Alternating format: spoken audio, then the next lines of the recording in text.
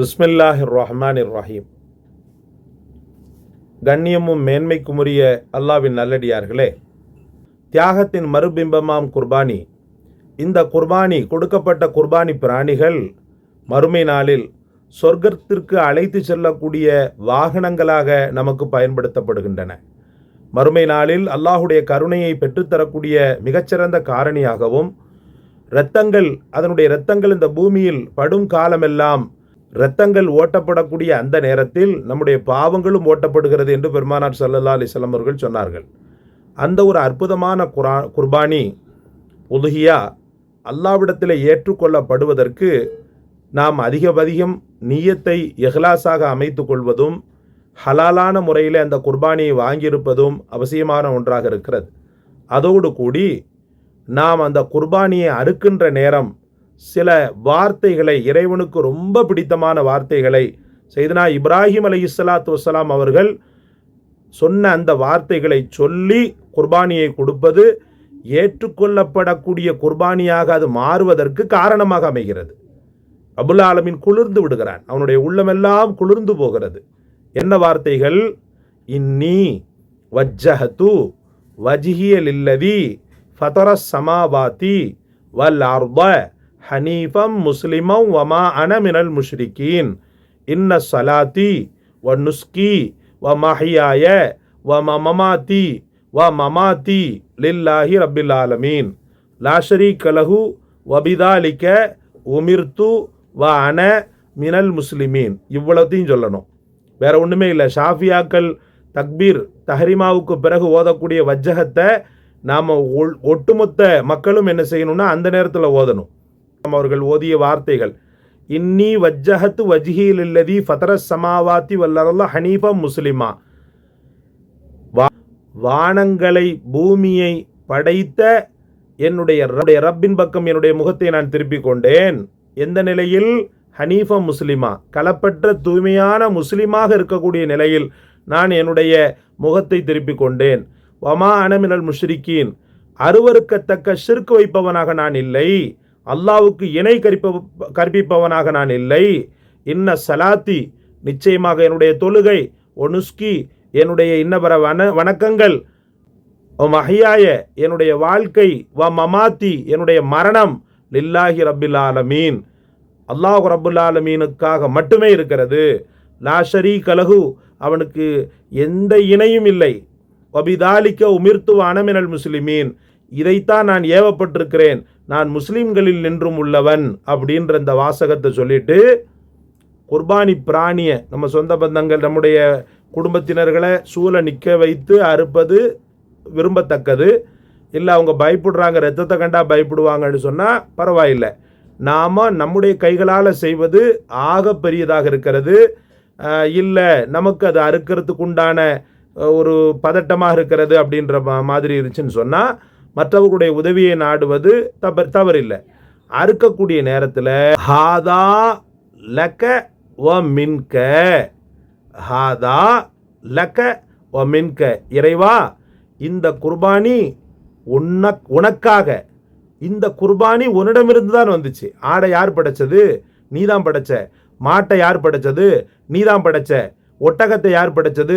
நீ தான் படைச்ச. அதனால ஹாதா லக்க, இது உனக்குரியது, வமின்க லக்க வமின்க, இது உனக்குரியது, உன்னிடமிருந்து தான் வந்தது.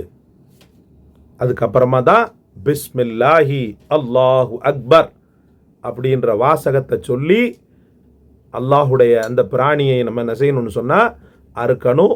கூடிய முன்னாடி வாய்களில் தண்ணீர் ஊற்றணும்.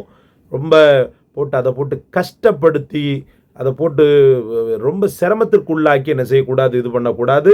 கை கால்களை நல்லபடியாக பிடிக்கணும், அதுக்கு வலிக்காத மாதிரி பிடிக்கணும். ரொம்ப அதுக்கு மேலே உட்காந்துக்கிட்டுலாம் சில பேர் இது பண்ணுறாங்க, அதெல்லாம் தவறு.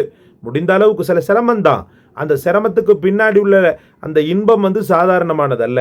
அழகான முறையில் அதை கண்ணியமான முறையில் அனுப்பி வைக்கணும். இப்படி முறையில் நாம் செய்யும்போது பெருமானார் ஸல்லல்லாஹு அலைஹி வஸல்லம் அவர்கள் சொன்னதற்கொப்ப மறுமையினுடைய மிகச்சிறந்த சொர்க்க வாகனமாக அது மாறுகிறது. மறுமையினுடைய சொர்க்க வாகனமாக அது மாறுகிறது. அன்பு சகோதரர்களே, அதே போல் ஆடு நல்ல துடிக்க விடணும். ஆடை அறுத்த உடனேயே பட நீ அப்படி என்ன அவசரம் நமக்கு? அப்படி என்ன அவசரம் நமக்கு? அது ஆற அமர அதனுடைய உயிர் துறக்கப்படுகின்ற வரைக்கும் கொஞ்சம் வெயிட் பண்ணணும். அதனுடைய துடிப்பெல்லாம் அடங்கிய பிறகுதான் அந்த கறியை உரிக்கவே ஆரம்பிக்கணும். உரிக்கக்கூடிய நேரத்தில் நம்ம யூசுவலாக உள்ளது தான், உங்களுக்கு நான் இதை சொல்லணுன்ற அவசியமே இல்லை, ஆனாலும் மக்கள் தெரிந்து கொள்ளணுன்றதுக்காக திரும்ப ஒரு ஞாபகப்படுத்துகிறோம். அழகான முறையில் அறுத்து முடித்துட்டு ஹராமாக்கப்பட்ட தடுக்கப்பட்ட உணவுகளை அதிலேருந்து எடுக்கக்கூடாது. அதாவது இந்த கொதப்பைன்னு சொல்கிறாங்களே, அதை எடுக்கக்கூடாது. அதுக்கப்புறம் பார்த்தீங்கன்னு சொன்னால் அந்த மர்மஸ்தானம் இருக்குது பாருங்கள், அதை எடுக்கக்கூடாது. பித்தப்பைன்னு சொல்லுவாங்க, அதை எடுக்கக்கூடாது. பித்தப்பையெல்லாம் நல்லதும் இல்லை, அதை எடுக்கவும் கூடாது. இப்படி தடுக்கப்பட்ட விஷயங்களை எல்லாம் அவாய்ட் பண்ணிடணும். அதேபோல் 3 பங்காக நீங்கள் வைக்கிறீங்க. 3 பங்கு, ஒன்று உங்களுக்குள்ளது, ஒன்று உங்களுடைய சொந்த பந்தங்களுக்குள்ளது, இன்னொன்று ஏழைகளுக்குள்ளது. இந்த ஏழைகளுக்குள்ளதில் சில பேர் என்ன பண்ணுறாங்கன்னா, இந்த மட்டமான இதுகளை தள்ளி விட்டுறது, இந்த எலும்பா போட்டு தள்ளி விட்டுறது, அந்த மாதிரி செய்யக்கூடாது. ஏழைகளுக்கு தான் நீங்கள் கொடுக்கறது குர்பானி, உங்களுக்கு இல்லை. நீங்கள் அதில் எடுத்துக்கிறீங்க, அவ்வளோதான். அல்லாஹ் ரப்புல் ஆலமீன் சலுகை கொடுத்துருக்குறான்.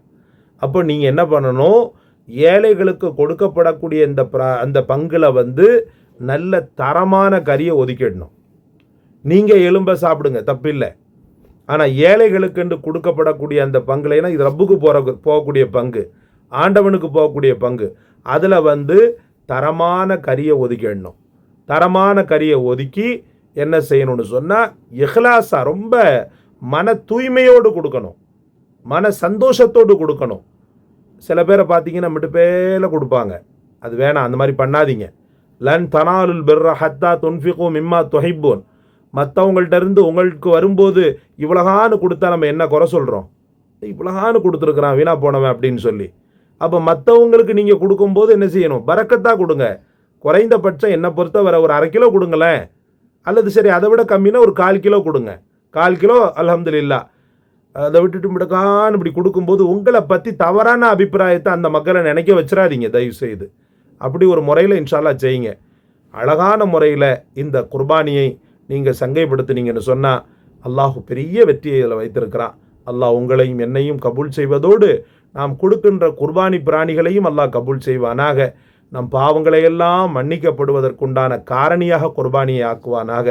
எல்லாம் வல்ல இறைவனின் கண்ணியத்தை, எல்லாம் வல்ல இறைவனின் சங்கையை மிகச்சிறந்த முறையில் அமலியத் செய்யுங்கள். அல்லாஹ் தௌஃபீக் செய்வானாக. இந்த காணொளி உங்களுக்கு பிடித்திருந்தால் லைக் செய்யுங்கள், ஷேர் செய்யுங்கள், சப்ஸ்கிரைப் செய்யுங்கள். எல்லாவற்றை விட மேலாக எங்களுக்காக துஆ செய்யுங்கள். ஜஸாக்கல்லாஹ். அஸ்ஸலாமு அலைக்கும் வரஹ்மத்துல்லாஹ்.